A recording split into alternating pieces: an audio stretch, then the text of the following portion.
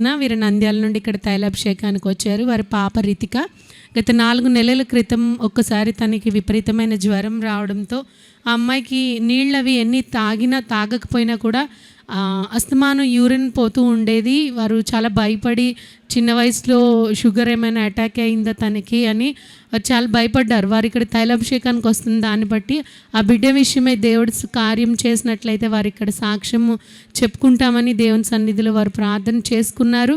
చేసుకుని తర్వాత తనకి షుగర్ టెస్ట్ చేయించినప్పుడు అంత నార్మల్ వచ్చింది. నార్మల్ వచ్చినా కూడా తర్వాత తనకి ఇక్కడికి రావడము వచ్చినప్పుడు సమయం కుదరకపోవడం వల్ల సాక్ష్యం పంచుకోలేదు. సాక్ష్యం పంచుకోలేగినప్పుడు వారు మళ్ళీ గత వారంలో ఆ బిడ్డకి సేమ్ అలానే రిపీట్ అయింది. రిపీట్ అయినప్పుడు వారు ఎంతో భయపడ్డారు. దేవుని సన్నిధిలో ఒప్పుకున్నారు, సాక్ష్యం చెప్తామని చెప్పుకోలేకపోయామని దేవుని వారు అడిగినప్పుడు దేవుడు వారికి పాప జీవితంలో కార్యం చేశారు. మళ్ళీ టెస్ట్లు అవి చేయించినా కూడా ఎటువంటి ప్రాబ్లం లేదని, పాపకు జ్వరం అది కూడా తగ్గిపోయింది.